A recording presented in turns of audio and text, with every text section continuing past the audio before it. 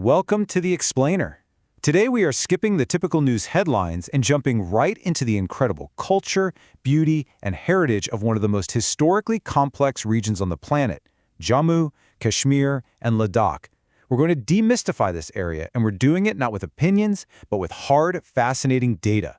Get ready, because what the numbers and historical records reveal is going to completely change how you see this region. Okay, let's dive into this. When you hear about the Crown of India, what actually pops into your head? For decades, the global conversation has heavily focused on territorial disputes and conflict. But is that really the whole story? We want to challenge that assumption right out of the gate. Are we looking at a region defined simply by its challenges, or are we actually looking at an incredible engine of cultural heritage and economic prosperity that completely defies the odds? Take a look at this massive figure, $14.5 billion US. That is the annual budget for Jammu and Kashmir for the 2023 to 2024 fiscal year. To put the sheer economic scale of this region into perspective, this single budget is actually double the amount of the $7 billion financial bailout that neighboring Pakistan recently requested from the IMF. It's a staggering contrast, isn't it? It immediately highlights the unexpected economic weight and the huge development focus placed on this territory. So, to unpack all of this, here is our roadmap for today's Explainer. We've got 5 key sections to cover. First, the Crown's rich history. Second, the diverse geography and climate. Third, decades of conflict. Fourth, the economic engine. And finally, some surprising demographic realities. Let's start with Section 1, the Crown's rich history, from ancient trade routes to merging identities. You know, the incredible natural beauty of this land has literally been turning the heads of empires for centuries. Just listen to this famous quote from the Mughal Emperor Jahangir after he was totally captivated by the valley's stunning landscapes, the flower gardens, and the lakes. He proclaimed, "If there is a paradise on earth, it is this, it is this, it is this." And honestly, that sentiment still echoes today in the region's massive tourism industry, drawing millions to places like Dal Lake and those spectacular tulip festivals. But where do these names actually come from? Well, the geography literally shaped the linguistics here. Kashmira is derived from Sanskrit and translates to desiccated land. Ancient Hindu text and modern geological evidence actually suggest the entire valley was once submerged under a massive lake before the waters were naturally drained. Ladakh, on the flip side, comes from Tibetan origins and perfectly describes its rugged terrain. It means the land of high passes. And the throne here has seen just an incredible diversity of rulers. Back in 326 BC, it was already a strong sovereign state during Alexander the Great's invasion. By the 4th century AD, it had transformed into a major global hub for Buddhist and Sanskrit learning. Fast forward a bit to the 14th century, and you see the establishment of the Kashmir dynasty, which brought this huge wave of Islamic influence and breathtaking architecture. Later on, in 1846, the region shifted yet again when the Dogar dynasty took control under the Treaty of Amritsar. It's a deeply, deeply layered cultural heritage.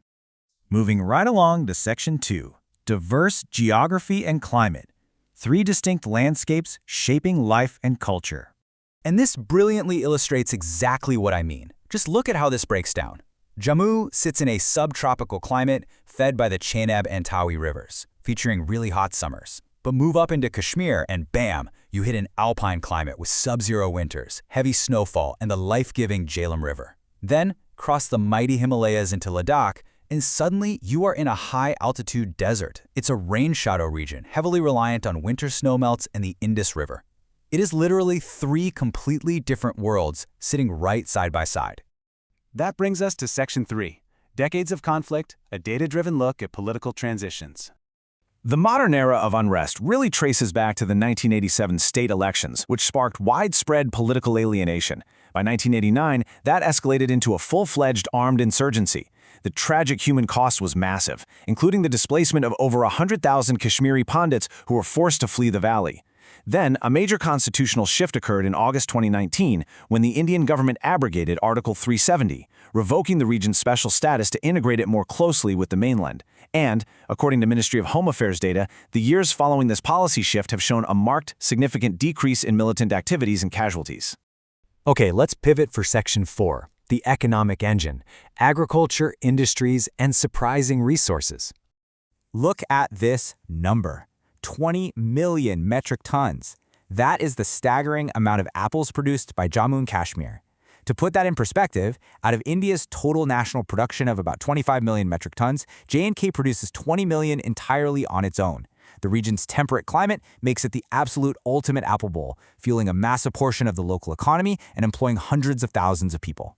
Now, what's really fascinating here is the sheer uniqueness of these exports. I mean, they cultivate world-renowned saffron in Pulwama, which is so premium it was actually awarded a geographical indication tag in 2020.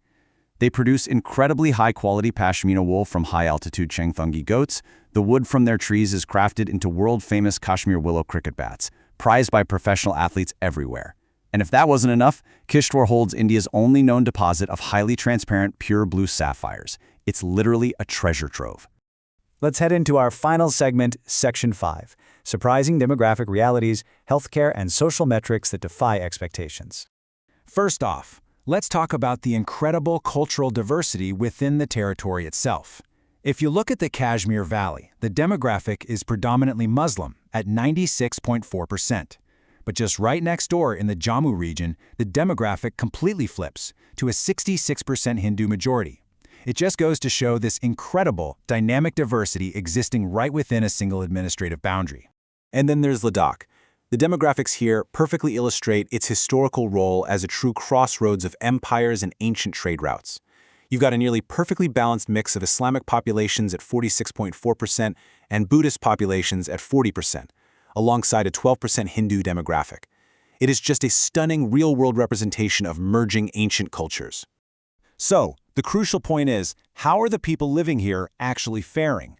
Well, look at the infant mortality rate. The national average in India is 33. In states like Madhya Pradesh, it's 47. But in Jammu and Kashmir, it is significantly lower, sitting at just 23. Plus, the life expectancy here is nearly 5 years longer than the Indian national average. Basically, their healthcare outcomes are significantly outperforming expectations. And the economic metrics follow that exact same trend. Despite decades of political unrest, the poverty ratio in Jammu and Kashmir is only 10.4%. Compare that to the national average of nearly 22%. The poverty rate here is literally less than half of the national average.